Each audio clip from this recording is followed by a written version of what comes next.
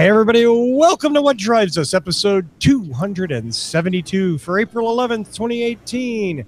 My name is Russell Frost. I am ecstatic to be your host this evening. And along with me on this journey into advanced tech, transportation, and sustainable energy, two of my best compatriots.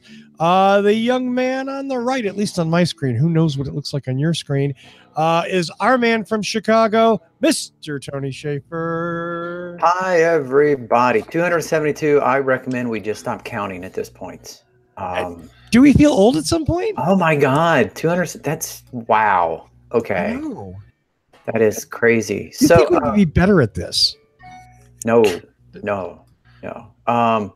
because we do it like the first time every week. But so tonight I have from Off Color Brewery. I have a Troublesome, and this is a damn good beer. It's their Leipzig style gauche, and it is brewed with coriander. And oh my God, it's a wheat beer. Man, if you find yourself in Chicago, get yourself some of this. Too bad they couldn't skimp for the or they skimped on the color printer cartridges there for the labels. No, this is what they do. They Off Color. They have their the little mouse thing, and it's like hand drawn. All their labels are really cute like that. So it's like their style. It's their style. It's their thing. Their low budget thing. I haven't been to the downtown Chicago brewery, but I found it on Google Maps, and that is definitely a destination this summer. Yeah. Nice.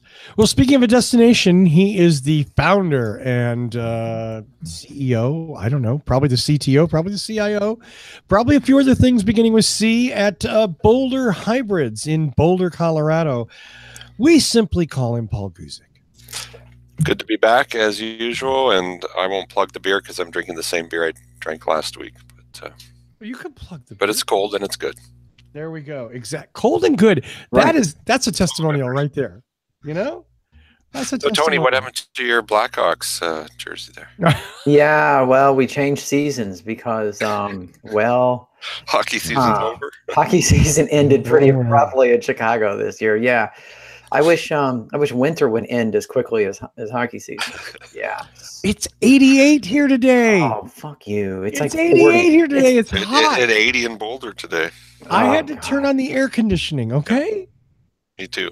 But I am wearing shorts, so life's okay. Sorry, I don't want to hear it. When I left work, it was 67 degrees, and it was awesome. Wow. When I got home an hour later, it had dropped to 54. That's not that bad. Are you kidding? And then it's getting below freezing, and then it's getting warm again, and then they're calling for a winter mix this weekend. The weather around here sucks ass. I hate that wintry mix shit. That is annoying. Yes. That is way annoying. Well, speaking of annoying, we're going to kick the show off with a little feature Patrick Connor calls Russell's Rant that we haven't done in a little while because I've been ranty, but maybe not quite as ranty as normal. But there was an article on CNET's Roadshow that piqued my interest. Andrew Kroc wrote this article on April 7th on the Roadshow. And here's the headline. And quick, regular viewers, guess why Russell's a little irritated. The headline is, quote, Infinity plans new entertainment system for 2021. God. Okay. Did I really need 3 years notice that they're going to put a new radio in the car? Yeah, they're not Syria. You don't have to give them a warning. Yeah. Oh, good point. And honestly, this new infotainment system is basically structured exactly like the current infotainment system. It's just going to be new and different, but not super different. In 3 years, you don't have time to make a lot of changes. No. Not the software. We've all spoken before on the show about the development time for automobiles is by definition slower than, for instance, phones, or stereo equipment or whatever that is. But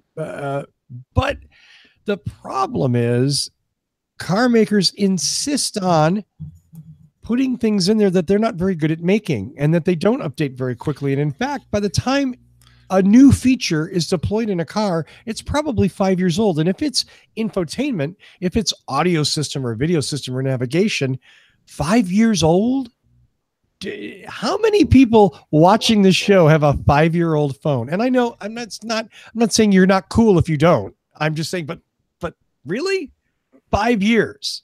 Mm-hmm. But it's big money for them. No, go ahead, Paul. I was to say the manufacturers is big money for them to put in these crappy navigation and infotainment systems, whereas the consumer would like just a hole in the dash to slap their iPad or Android pad or iPhone or whatever, and then swap it out every couple of years with something new and cool. But they ain't going to do that. No. Now, I'm going to temper this with a sort of a mea culpa here. For a long time, I was, we railed about Toyota. Toyota refused to put Android Auto or CarPlay in their cars, sticking with Entune very loyally.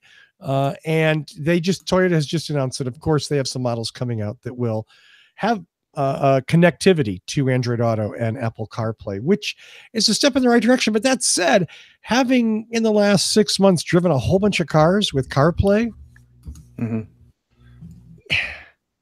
it's such a half step in the right direction. Right. It is a very much a half step, and I don't know if it's on, and I can only speak to experience with Apple. So if you have an Android experience and it's different, cheers. I'm not trying to, change or besmirch that or promote it unfairly. What I'm saying is that even with the improved connection with CarPlay, it's still really buggy. It's still really weird. I still don't have access. Like, for instance, if I'm using Waze on my phone, nothing shows up on the screen because Apple has its own navigation system that they want to promote. Right. Even though I'm using Waze on the phone and it's made for the phone, I can't use Waze on my screen because I don't know. Apple wants you to use their program. Right. And when I'm plugged into CarPlay, for instance, for phone connectivity or music connectivity, if Waze is on the screen, I get no audio. Or I get weird little audio that comes out of the speakers sometimes. All I'm trying to say is most humans, most car owners have one of these.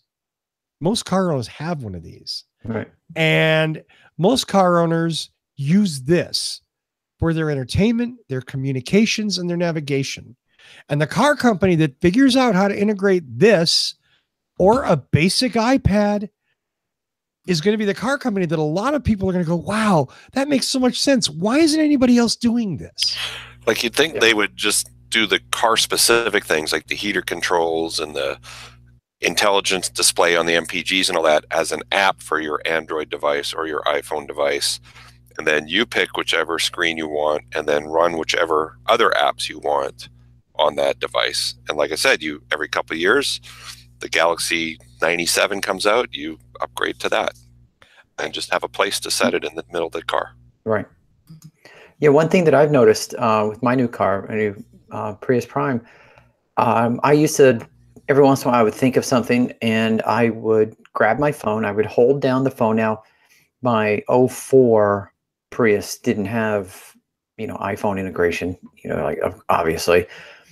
So I would grab the phone, I would hold down the button, and I would say, like, add to note things to remember. And then I would say something.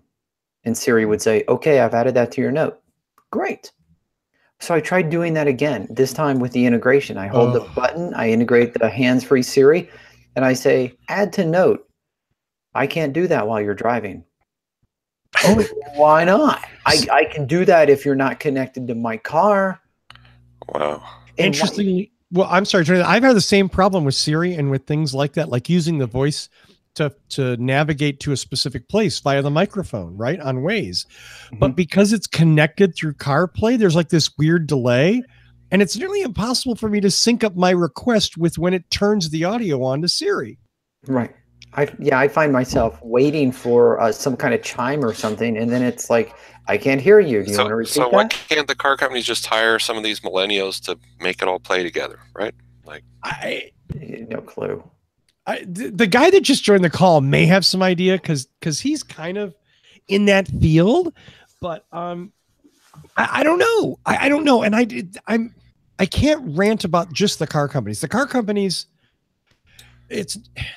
make bad software, but so did these guys, right? I mean, because CarPlay should be an Apple-like experience, and instead it's a pretty mediocre experience. Yep. Hey, Patrick Connor. Hey, how's it going? Sorry I'm late, everybody. Dad's homework hotline had a hot call. Thank you for joining us. Sure. Ladies and gentlemen, Patrick Connor. Yep. Patrick, I was just ranting about out-of-date infotainment systems and why it's so difficult to get this to do what it's supposed to do in a car. Yeah, we've ranted about that for a long time. And as I said last week, fast iteration is the best way to get good software. And unfortunately with cars, they don't iterate a whole lot. And so we're still on effectively what's not much more than a beta, even after decades. Yeah. And then even, and we're talking about functionality. Even in this article that we started with talking about, Infinity's plan, even the article says they're employing two screens, one showing primarily navigation, the other showing controls and things like that. And even here they point out that the navigation screen looks old and crappy. Yeah. And meanwhile, the other screen looks new and fresh. So you've got two screens showing two different softwares, and they're noticeably different. And where's the damn knob to change the volume? Right? Just up arrow, down arrow, touchscreen stuff. I'm all about that too, actually. Well, and my final little bit about this, still to this day, not one of these car companies makes a decent place to set your phone. And I don't mean something where you can't access, something that holds your phone securely up in near a good where spot. it's Safe. going to be. They refuse to do that. Right. But if you want 9 cup holders, they're right on it. They can make a hole. They can't make a hanger. Right? Yeah, like if they could put a holder on the dash with an inductive charger, so you just set your phone there and it charges while you're sitting there. I don't But even the think inductive charger is down on the console, so you got to look down at your phone while it's charging to see what's going on. So I'm going to plug two things and I'll be done with this story. RAM, company that makes this mount, this thing, the suction cup mount, one of the best mounts I've ever owned. I own 3 of these. They're 9 years old. They have done untold hundreds of miles on the outside of cars, making reviews for what drives us. Amazing company, super well built. They're not cheap, but they're worth every damn penny of it. Second thing, if you have an iPhone, there's this thing called a glyph. Nice. It's like $20, and it is the only iPhone mount ever. It holds it in a case. It holds it without a case. It is one-hand operation to put the thing in and connect it. I'm getting no money for this, none whatsoever. I had to buy the damn glyph, okay? But And pay full retail. And paid full retail and shipping. Thank you very much. But it was worth every penny of it too. So again, like something simple like this. Like this isn't new technology. A car company can't put something like that. I've got to stick this to the windshield because nobody can put something like this in a car. And they don't even have to put that in the car. They could put the screw or the bolt end and then cap it if you don't want to use it, or screw in something. Let the aftermarket come up with stuff. Exactly. They could make a place where it fits on the dash and doesn't get in a bad way for the airbags, and sell me the accessory for $50, and I'd cough it up gladly. Oh yeah, rather than stick it on the windshield. And then they could have a different accessory for every new generation of phone that comes out and upsell you. Right. Buy a new part from them every 2 years. So I don't have mine yet, but one car that does seem to have a good phone mount. Can you guys see this here? What is it? No, I can't. No, it looks like Model 3. Model 3, yes. Is that a new beer? Yeah, that I was going to say. David in chat is saying that the center console has 2 spots for phones, and and then Eric says that the Bolt TV has a good spot too, even wireless charging. Right, and there's an aftermarket adapter for the Model 3 for wireless as well. Yeah, not surprised at all. Yep. There you go. Well, So, that's all. Patrick, you gave a deposit and all you got with that lousy T-shirt? Or? No, you had to buy the T-shirt and shipping and the delivery. Yeah, we should be asking sponsors for sending us free stuff here. So, yep, I should be getting mine this summer. Yep. Oh, have you've configured it and ordered it? No, so I've been invited to configure, and I deferred because I want to wait for all-wheel drive. Right. Okay. You can pick it up in Kitchener-Waterloo if you want. There we go. There we go. I'm looking. I don't even see that shirt on the Tesla site. Oh, it's not. It's not from Tesla. Oh, you got an Aftermarket unlicensed shirt. product. Cafe Press. Oh. Is it a licensed shirt? I have no idea. Probably Is that the not. Model 3 Owners Club? It might be. I don't want to out them now that you've made it sound like they're doing something they shouldn't be. Hey, I'm not in the patent or in the intellectual property division. You know what I mean? So I got nothing going on there. I was just looking because I went to look. I said that's a nice looking shirt, and I'm looking on the site and I don't see it. So, and it's always interesting to see what new things Tesla's offering in apparel. Okay, enough of that. I've ranted long enough. Our next story comes from someone who's much more calm, much more, let's just say, well-spoken, Mr. Tony Schaefer. Yeah, well, let's just say that I can't refer to ED without giggling. Oh, wait, I giggled. Yeah, and for our international listeners, I just want to, if you're not aware, ED here in the United States Does not mean electric drive. Yeah, well, it does, but it doesn't. So there's always commercials that cover a very touchy subject that some men might it might afflict some men, and that is erectile dysfunction. And so these commercials, do you suffer from ED? And that's their way of making sure the adults know what you're talking about, but the children have no idea what you're talking about. So imagine my hilarity when I was at the Chicago Auto Show and I saw that Smart had some electric Smart for 2s. And they decided they were going to brand it Smart ED. Yeah, okay. Well, in a further move, Smart went ahead and electrified their entire line. So not like some manufacturers say that they're going to offer an electric version to all their models. Smart said, nope, that's it. No more internal combustion engine. And they went completely electric. So now they're saying after they've done the North American market, they're going to move to Europe. And they said by 2022, well, no, wait, that was the wrong thing. That was Mercedes-Benz. So let's see. I lost it. But I am segueing into Mercedes-Benz has said they will offer at least one electrified version in each segment by 2022. Oh, end of 2020. There it is. By the end of 2020, Smart will be fully electric in all of Europe. 2022 Mercedes-Benz. In the article, it says in the U.S. sales have tumbled to a crawl over the last few years. That's the next point. Anyone driven a Smart car before? They have like the world's shittiest transmission. Well, and that but yes, they do have shitty transmission, and they shift like the worst. They're like a sewing machine motor. Except now we're talking electric. I've not driven an electric Smart for 2, which, as we should hope, does not have to shift to change gears. Right. But the old Smarts didn't really shift. They were a shitty CVT, and the engine would just rev up, and it wouldn't really go. All right. So what would happen? One thing that's really funny is, and I don't know if this is funny, but unfortunately, when Smart announced they were electrifying their entire fleet, they sent out notification. This was last year to all their Daimler and Mercedes-Benz dealers and said, "Hey, we're going all electric.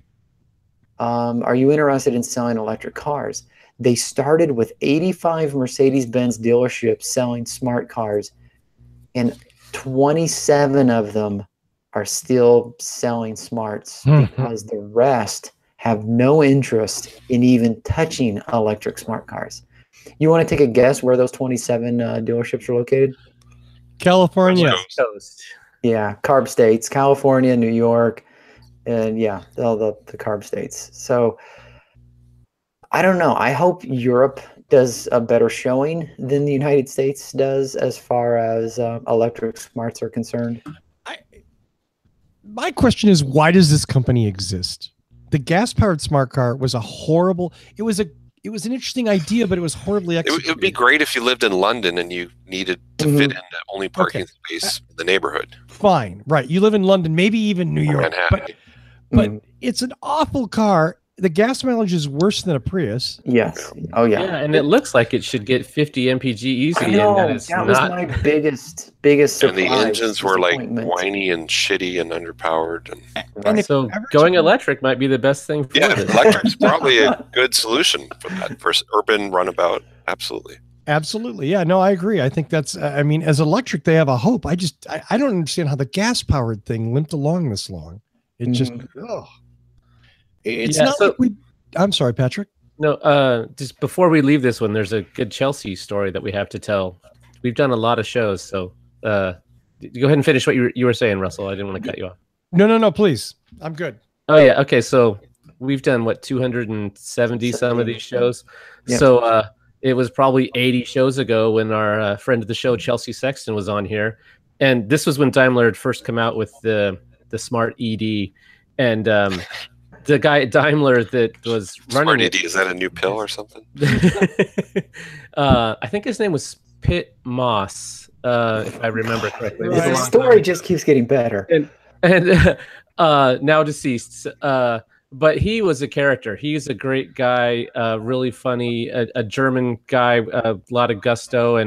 And Chelsea, she told the story on the show, so I'm not speaking out of school here, said, "Hey, Pitt, you know that in America, ED means something else." And he was like, "What?" And so she tells him it's erectile dysfunction.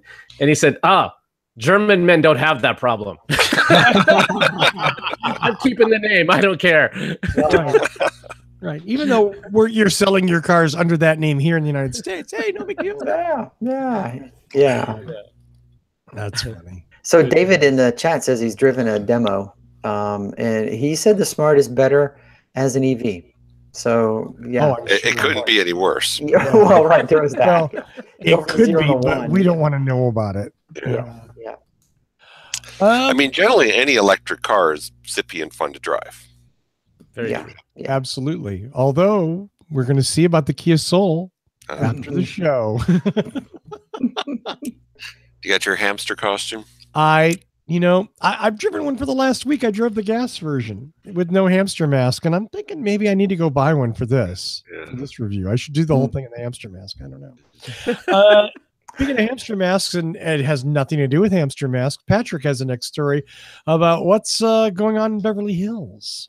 Oh yeah, so I already did one. Chelsea mentioned that she's actually where my source for this story is. I saw her post it on social media, and so Beverly Hills. This is a story at Green Car Reports titled "Beverly Hills Bans Plug-in Hybrids from Public Charging Stations." So among the EV community, there's a whole lot of circular firing squads. Yep. And it's plug-in hybrids versus pure electrics, or it's this brand versus that brand, and it's not a happy-go-lucky everybody get along kind of crowd like it should be. And as much as I would like to think I'm above that, I've done it too, and I try not to. But until every car has a plug, if it plugs in, you should let them plug in. It's the 14th Amendment of plug-in cars, as far as I'm concerned. If it has a plug, it should be considered a plug-in, and it should be able to use the infrastructure. The people of Beverly Hills feel otherwise and say, hey, look, plug-in hybrids, those can't use those spaces. They've got a gas engine in them, and they don't need it. It's not a requirement like it is for an all-electric car. So electric cars get it full battery electric, 100% electrics get to plug in, but not plug-in hybrids. Yeah, that is an interesting turn of events. I mean, early on, I would like to think people were perhaps a little more civil, and there used to be the okay to unplug signs. Right. And it was just, hey, let's all get along, and I'm plugged in because I'm plugged in, and Oh, Paul's got one there. Nice. Yeah, Okay, to yeah. unplug. Nice. I Yeah, have so if you have a opportunity plug-in charging. hybrid, you put this on your car and you'd say, hey, if you've got a Leaf and you need the power, it's cool, unplug me. And then if you have a Leaf and you need to get home, you put the side on. It says, Mhm. you unplug me, I'll shoot you. Right. But it does say don't unplug while charging, meaning if Right. it has finished charging, you can unplug it. Depending on the car, some of them lock. And then on a lot of and these tags have a place you can put your cell phone number, and people can text, say, hey, man, Yeah. like, can I unplug you? And you say, sure. Yep, Most that's EV exactly what I owners was are gonna pretty say. cool. And Right, these are right. available on Etsy, by the way, if anybody doesn't have one of these and needs one for their EV or plug-in hybrid. Yep. Or Plug-in America has one at pluginamerica.org/EV card. And you Oh. can print one yourself and just throw it Nice. on your dash. Yeah. And it's red on one side for don't unplug me and green on the other. And you can write your cell phone number on there. And if somebody needs you to move your car, you can run out and do that. Mhm. Or you can unlock the port if you can have an app that does that. That's Yeah. so. I mean, is it just me, or is it kind of obvious where this is coming from? Beverly Hills? Which one? Yeah, Beverly Hills is not known for snobbery. I don't know what you. I don't get it. I'm not talking about geography. Come on. I mean, yeah, you know what? I'm not going to push that. But Patrick, Go for it. Where were we going? We're going with the highfalutin Tesla owners, or what? Well, Tesla owners have their own charging places, right? So Yeah, there's not a whole lot of public infrastructure being used by Tesla owners generally. But Tesla owners are pure battery electric. They can plug into these. I mean, they're not being. Are you saying they're the ones excluding? They're the I ones. know. I just like, who cares? Like, are there that many Prius Primes in Beverly Hills taking up charging spots? It's the number 2 best-selling plug-in car, and I'm sure a lot of those are going to California because they get HOV stickers or something. Yes. So yeah, Yeah. I'm sure there are plenty of Prius Primes running around California. It's horrible. You're right. I mean, the circular firing squad is just awful. The idea that like I'm a better EV than you, so I deserve this spot. Legally enforced by ordinance, I deserve this spot, and you can't charge anywhere in public in this municipality. That's awful. It is, yeah. It's just, and I've heard stuff like that. Oh, well, that car's got a gas engine. Well, it's an EV too, and if they keep it charged, they never use the gas engine. Exactly. And they don't have a large battery range. So they're the ones that need this convenience charging throughout the day to replenish that battery. So I think plug-in hybrids and short-range EVs are the ones that need to plug in the most. It's the long-range vehicles that probably don't need midday charging. And that would be an interesting law. No Teslas can plug in here. You have too much range. It's your fault for not charging overnight at home.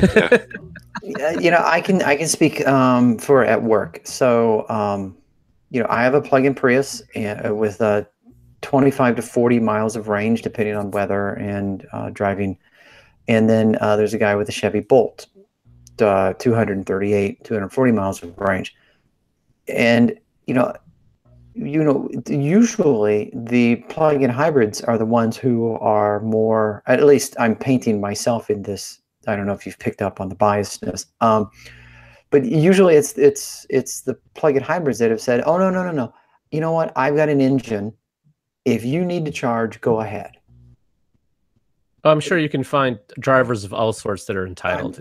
Yeah, I know. Vehicle independent, there's entitlement out there.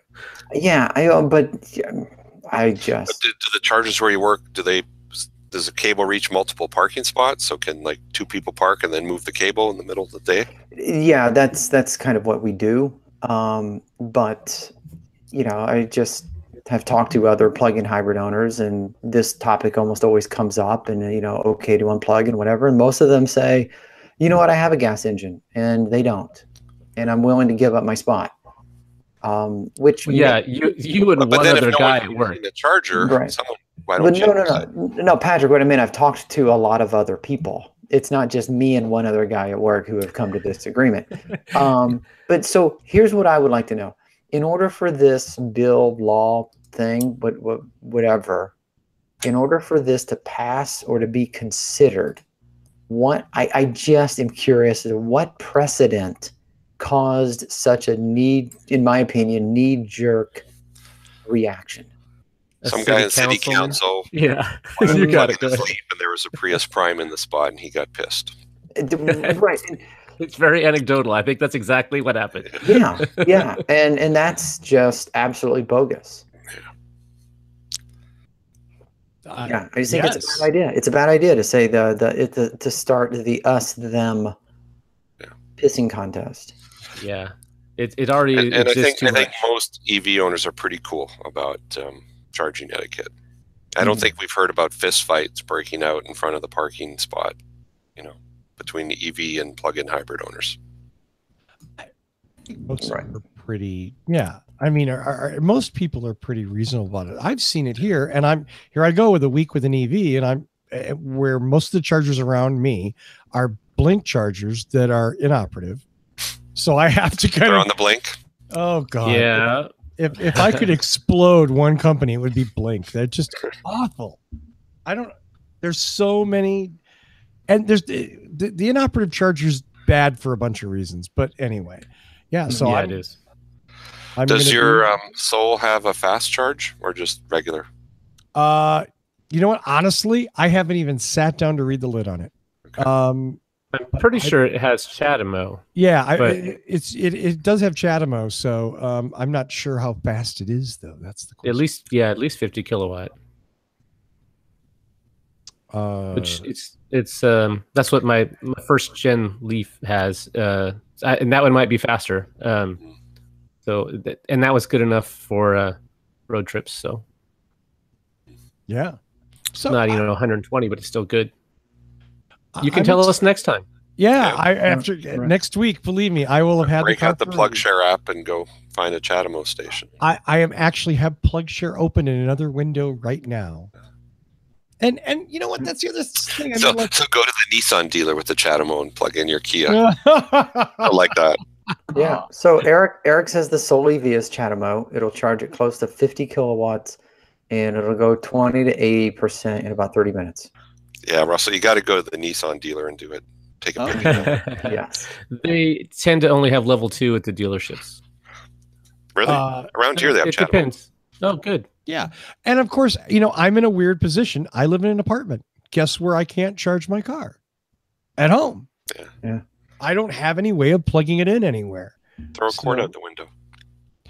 I don't have a spot connected to any a long cord. Very long cord. I have a long enough cord, but it would cross like a couple of thoroughfares. So you plugged in your Prius Prime when you had that, right? In Florida. You've moved. Okay. Yeah. And there I actually had an accessible plug near a parking place that if I got lucky, I could park in that spot and then plug it in. Yeah. New apartment. I'd walk around the apartment and look because sometimes they have outlets for lights or whatever. I am surged. Okay. When you act like he hasn't looked. What's sad? In fact, I'll tell you the story. What's really sad is that my apartment complex, in an attempt to be green, installed electric car charging sockets in like 12 spots all around our complex. Okay, and it's a big complex, but still, there are 220 plugs, and they're not turned on. They're not turned on? Wow. But did Blink contract for the? I don't know. And if you're going to do that, why would you do 220 plugs? Why wouldn't you do 110? Yeah, now you have to bring your own 220 charger. Right. I don't have all of these cars come with 110 plugs. Mm-hmm. So yeah, if you're going to, I think 240 is actually the right way to do it. You can buy mobile chargers it's twice the voltage and it's at least 1.5 times the current, depending on maybe more. That's more efficient. So and 4 times the cost.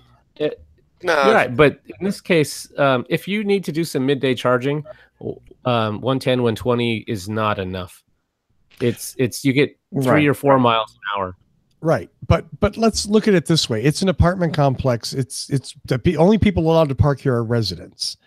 So it's not as a benefit for the residents, it would be nice to be able to park an electric vehicle of any kind there and plug it in. And I get the 240 is better. No argument. Yeah.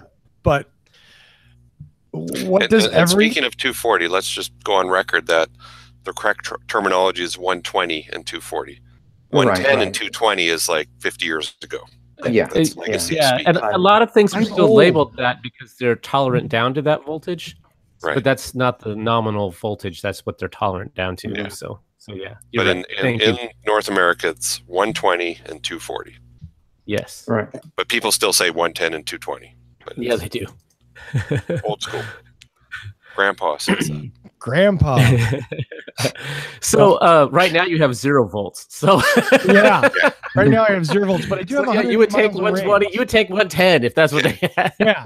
I would, I mean, honestly, so even if I could add 10 miles or 20 miles Right. overnight, at least I'd be able to do that. Oh yeah. So I've had my Model X now for a year and a half, and I still just plug into a regular 120 volt outlet in my garage. And I have 2 Tesla high-powered wall connectors in the mail coming soon whenever their referral program ships them to me. It was supposed to be last month, and it got delayed. And all you got was a lousy T-shirt. I like But I'm that getting 'em lousy free, so. t-shirt. Yeah.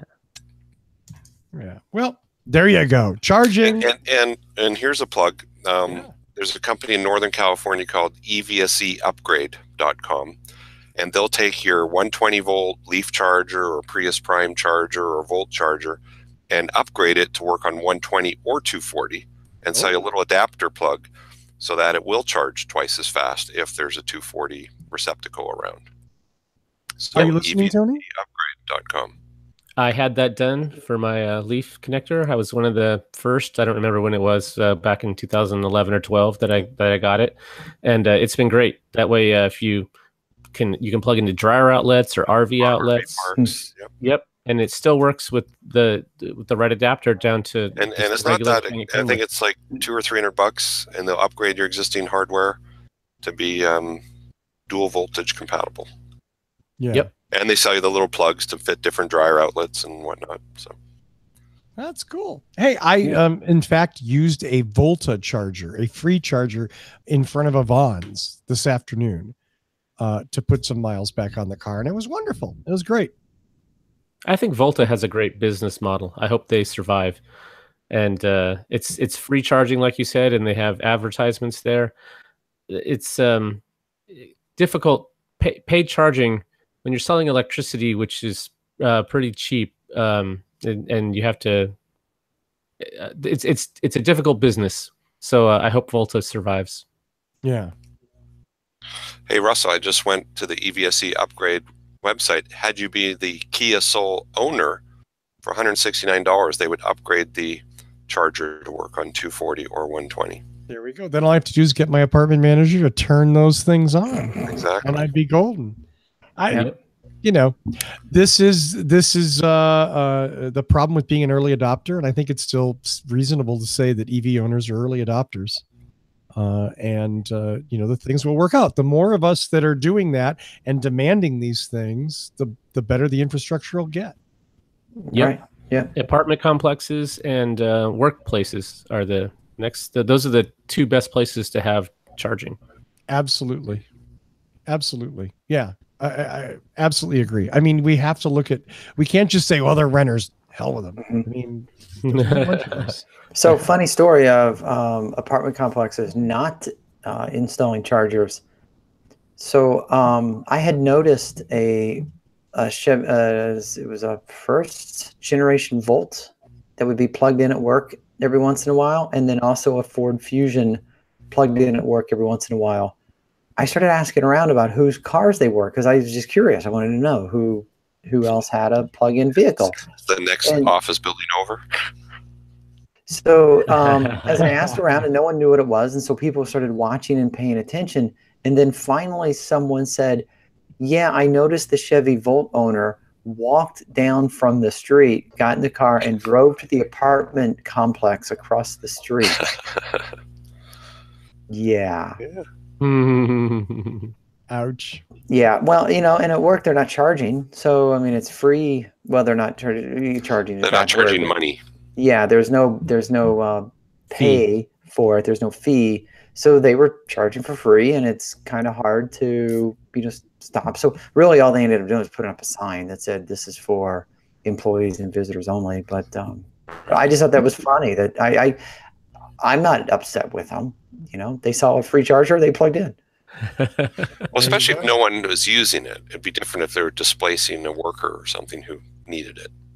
Yeah, but a lot of places install charging stations and they're empty all the time. Yep. Yeah. And even if they work, there's not people using it, or they chicken and egg kind of thing. Yeah. Absolutely. Well, our next story has me kind of getting ranty again, so I'm going to try and keep this short. But there was an announcement recently about those of you who watch the news probably heard of this Consumer Financial Protection Bureau that the current administration has been dismantling. And guess what they do? They protect consumers from evil finance, from bad financial transactions. The CFPB and the Department of Justice just entered into a settlement with the Toyota Motor Credit Corporation, TFS, Toyota Financial Services, those guys. And it is particularly repugnant, and I'm not exactly sure where to hang the repugnant on. So I'm going to kind of just make some assumptions. I'm going to read this, and you can also make your assumptions. So this is from it basically says, if you weren't white, we screwed you financially. Exactly correct. That's straight to the punchline. Allegedly, CFPB, or this thing that Toyota has agreed to pay almost $22 million to, said that Toyota Motor Credit Corporation's dealer compensation policies resulted in African American, Asian, Pacific Islanders paying more and are paying higher interest rates than non-Hispanic white buyers without regard to credit worthiness. That says to me crazy. that it was in a loophole in the TMCC policies that dealers used to screw these buyers, because the company, further down in the paragraph, the company will also change its pricing and compensation system to substantially reduce dealer discretion and accompanying financial incentives to mark up interest rates. Somehow the dealer had the discretion to change the interest rates as they saw fit without credit worthiness. Right. But if you were a non-white buyer, they screwed you on interest. Yes. That was their discretion. Right. It's beyond reprehensible. Yeah. It's heinous. There's no excuse for that. And again, not all car dealers are evil. Toyota, or did other companies get caught doing this? Toyota. Wow. Thus far. Now that the CFPB is pretty much on ice, I doubt we'll see any more things like this. This has obviously been in the works for a while. This applies to people who tried to get a vehicle financed between January 1st, 2011 and August 1st, 2016, which tells you when this investigation ended. Hey, Patrick, the administrator for the settlement is in Portland. Oh, wow. Yeah. Yeah. So it must be some law firm started something. Yeah. Or no, it's a government agency, right? Yeah. When you hear us... I'm sorry, Tony, please. Yeah, I was going to say, so Russell sent out, we build up articles that we're going to talk about on the show during the week. And I happened to be back at my desk when I got this link, and I didn't know what it was. And so I opened it up and I started reading it. So at the company where I work, I am the co-chair of one of our diversity and inclusion employee resource groups and committees trying to drive diversity into our global company. And then I read this. I had just come from a meeting, and then I read this, and it's just like, oh my God, it's the 21st century. Get over yourselves. How do people live with themselves just being so blatantly discriminatory. My blood just boiled when I read this. That's it. There's no more to that story. It just pissed me off to no end. I'm with you. Yep. I agree. And again, if you hear us talking, I'll own this. If you hear me saying bad things about dealers, again, not all dealers are bad, but most of them are pretty evil. Most of them are pretty crappy humans. Somebody who would do this, and we're not talking about one dealer or two dealers or 24 dealers. We're talking about a lot of dealers. Talking about $22 million worth of settlement. Yeah. Right. Wow. The people that would do this are vile. Yeah. Just my take. Tony, I bet you have something that's much more positive and fun. Yeah. So one thing that is everyone knows that I like talking about new tech and hopefully things that are coming and whatnot. And so, here I have some pictures of Scylla Nanotechnologies, a prototype lithium-ion cell. So in this article from the MIT Technology Review, they talk about the battery that could make electric vehicles far cheaper. And I'm going to stop sharing now. So what this is, they've been working on this for quite some time, and it turns out that these were some people from Carnegie Mellon who many years ago found that they could change the anodes, and instead of using the instead of using the it's not graphene. No, graphite. Yeah. Instead of using the graphite, they changed it to silicone because it could hold 25 times more lithium ions than the graphite in the anode. Now, the problem is that the silicone would absorb the ions, but then it would expand the actual size of the anode. And that expansion would cause it to get brittle over time and erode faster. So they had one very big positive, a 25-time gain in density, but then it wouldn't last as long. So what they did was they were able to reconstruct the anode so that even though it still expands, it now expands internally. And in the article, it does a really good job of explaining this. And it's almost like they created a structure that allowed expansion without expanding outward. And so they have great success with this. They're talking 20% over existing technology. They anticipate that consumer products like phones maybe, and who knows, maybe your smartwatch could start using this type of new battery as early as next year. But of course, there's 5 years of testing for car manufacturers to make sure that it's truly safe for the automotive industry.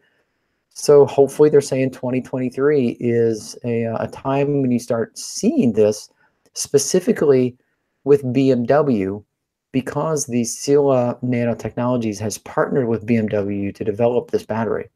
So BMW is probably going to get first crack at this in 2023. So instead of one of these pie in the sky, here's something that looks like it's not going to be real, this actually looks like it's going to happen. Wow. I'll believe it when it's in a car you can buy. Yeah. I know. And I know you say that. Even though some of the underlying technology was done here in Boulder. So. Oh yeah, that's right. There was but how are you?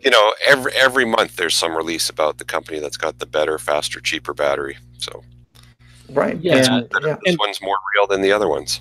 Well, actually, those other ones, none of them live up to the hypey clickbait headlines. That we should start that as a new segment, clickbait headline of the week on this show. I like that. This is not one. That's not what I was trying to imply. So every year, batteries have been getting better, 5, 6, 7, 8, 9%. Not huge. Like this one, they're promising 20% improvement, and I hope they're right. That's not out of the realm of possibility. Maybe the first time it comes to market, they've got a few kinks to work out, and they only get a 10% improvement, and it takes them another 2 or 3 years to get to the full 20. But still, 10% over time, in density is huge. Exactly. Yeah. So, and every one of these, the reason that we've gotten 5 to 10% every year is because there have been all these lab breakthroughs, and they eventually come to market, and everybody's looking at what everybody else is doing and tearing their batteries apart and reverse engineering it. And so the whole industry is improving, and it takes lab experiments like this that promise big breakthroughs and then time to productize them. Yeah, I look at all the different approaches, sort of like venture capitalism. You know, you invest in 10 things, and if 3 of them take off, then you succeeded. So, you know, as long as we keep an eye on all the things that are currently being looked at, then, you know, some of them are going to come to market and some are going to fall flat. But, you know, this is some of what them we get do. real financial backing from the BMWs of the world, and that certainly helps. But that's what we do. That's what we've done for 272 shows. We've always looked at the future to see what's coming. Absolutely. Yeah, I think Patrick's got a good point. This isn't the normal, like, graphene's going to change the world that we've seen for the last 5 years. I mean, not that graphene might not, but it ain't around the corner as every stupid Verge or Wired or you name it, crappy link bait site has talked about. This is the MIT review, I think. And, you know, it's a pretty straightforward news piece. So, hey, that'd be cool. I think graphene will change the world is the show title. I was really trying to work erectile dysfunction somehow into this. Yeah, I know. Yeah. Is that link baity enough, or should I go with graphene? Maybe. Right. Let's ask the chat room. Ask the chat room. What do you think? Should it be maybe like graphene erectile dysfunction? Graphene gets stiff. But smart ED, pill or a car? Oh. How to make your anode swell? From the inside. Graphene will fix your ED. That's it. There you go. I got graphene. Okay, Tony. Well, speaking of somebody who's been swelling from the inside, why don't you take the last story? Yeah. So this last one we talked about on our previous show yesterday. Today. I'll let that sink in. Yeah. Okay. I know. No. The big joke is for Greenwich Mean Time, we've changed over that's right. So it's 11 o'clock. So the Tesla Life is 11 p.m. Greenwich Mean Time. The what drives us is 1 a.m. So there's 2300. I'm so out of it. I am so far ahead. Yeah. So you know so there's no kind way of saying Tesla had kind of a bad week last week and maybe the week before. And so you had a bunch of piling on, you know, oh, Tesla's going to run out of money. Oh, Tesla's rating is down to C minus or whatever it was. And oh, you need to sell. And, you know, everything bad. Well, Goldman Sachs was one of them that jumped in and, you know, gave a dire warning. You need to sell Tesla stock. You need to, you know, get out now. Tesla's doomed. Well, it turns out at the same time, Goldman Sachs was buying up a bunch of Tesla stock. But if that's true, they're releasing one thing and doing another. That's an SEC violation. Yeah. So that's a huge accusation. I know a lawyer in Portland who might be willing to look into this. What do you know? He's just finished with another case. As a matter of fact, yeah. And some social justice up here in Portlandia, or Little Beirut, as it's sometimes called. Oh yeah. So this what's one thing that's funny is in this tweet, this guy had tweeted out, "I own Tesla stock, but this doesn't make me feel warm and fuzzy." And he had linked to a CNBC article about Goldman Sachs, and Elon replied directly to him and said, "Place your bets." ... So, I mean, it's just a funny thing that, you know, Elon is not backing down. The stock took a dive. It's climbing right back up. People are still showing a lot of faith in the company.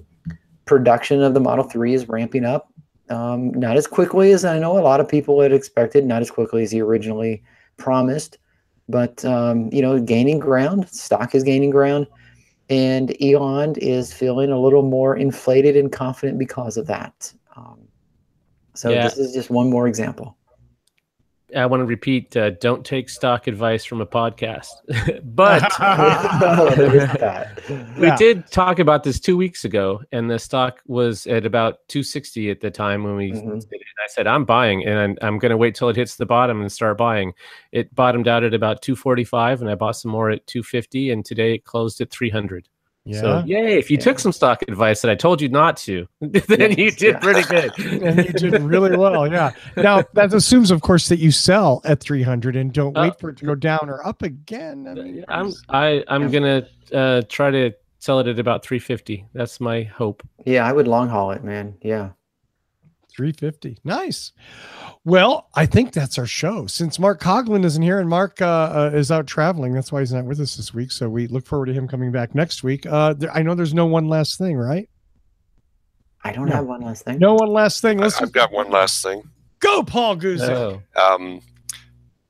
Month or so ago, I talked about Tesla trying to get approval from a town right outside of Boulder to put a mega store, service center, yada, yada. Right. Apparently, they met with the city council the other night of Superior, Colorado, which is just up the road from Boulder, and they got approval to build their mega dealership, which should be open within a year. So Awesome. All right. So it's a big retail store, service center, delivery center, the whole enchilada. So Wow. That's very cool. Is it going to have solar panels? I hope. I'm sure it will. Hope, This is right? Colorado. Lots of sun Yeah. here. Yeah. Sunny Colorado. Yeah. Well, Paul, would you like to start us off with some shout outs? Don't really have a shout out this week, so Okay. just going to say thanks to everybody for listening and participating in our wonderful show. And if they're a hybrid or EV owner in the Boulder, Denver area, check out our website, boulderhc.com. Love that. Love that. Patrick. Yeah, I've got some shout outs this week. So I mentioned it earlier in the show that I'm getting those 2 Tesla high powered wall chargers for free. And that's because some people used my referral code. And yeah, so not only that, it's gone crazy. So the first referral, I got a high powered wall charger, and I'm going to use that for the X. The second one, I got another one. I'm going to use that for the Model 3 that we're going to get later this year. And then the third one, I can either get rims or a 1-week rental of a Model S or X. And so I might use that when I fly down to San Diego or somewhere. I just might as well, when I'm down there, get a Tesla, right? So, and then the next one after that, I'm getting a Powerwall. And so I'm going to have batteries hooked up to the side of the house. And then I got one more that he's ordered it but hasn't taken delivery. And yeah, so I thank you all for using my code. This has been so cool. So how many referrals do you need before Elon comes to your house for a month? Yeah, that would be nice. No, there's YouTubers that have over 50 of them, and yeah, at that point you get a free Roadster. I'm not even on that. This is my last one. Is I'm going to get to go to Tesla's next event. So, which I think will be the Model Y reveal, and probably later this year. So, yeah, so I'll do some live streaming for you all there from the event. Someone will slap the phone out of your hand. Yeah. They'll be too busy with their own phone. No, they're all running around with these things. So I'm going to give my shout outs. Here's the list. It's the first one on the list is Tony C. But I don't think it's this Tony C. No, it's not. No. And my buddy Paul from work, JL, my buddy from college, Gonzalo, and John is the last one. So thank you guys. This has been fun. I'll show you all my cool stuff when it arrives on the show here. That is very cool, actually. Yeah. I mean, and the Powerwall especially. Yeah. That's awesome. Yeah, we've got 12 kilowatts of solar, so we've got a lot of solar panels on the roof. So I'll be able to do all kinds of fun stuff with it, time shifting that, and yeah, I'm also on time of use, which time of use is not common here in Oregon. Most people are just on a flat rate, and they just changed the time of use stuff to make it more beneficial to charge off peak. They got rid of they eliminated the distribution fees for that, so now off peak is even cheaper. Yeah, so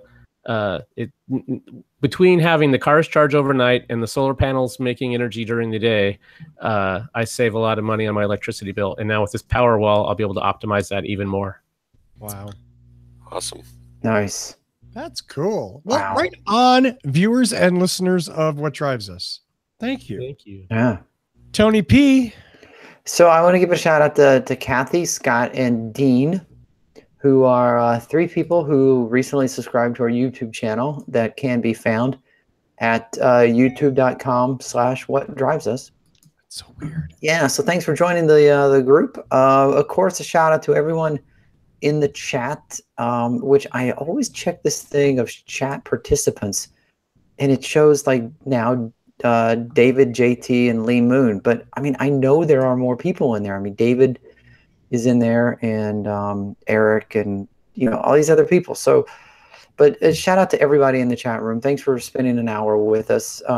Every week I just think it's awesome that there's people who take time out to watch the show and chat with us. I mean, what is wrong with you people? When on demand is so popular, you guys are in the chat room, so thank you so much. And Bruce, I'm here. Don't forget Bruce. Awesome.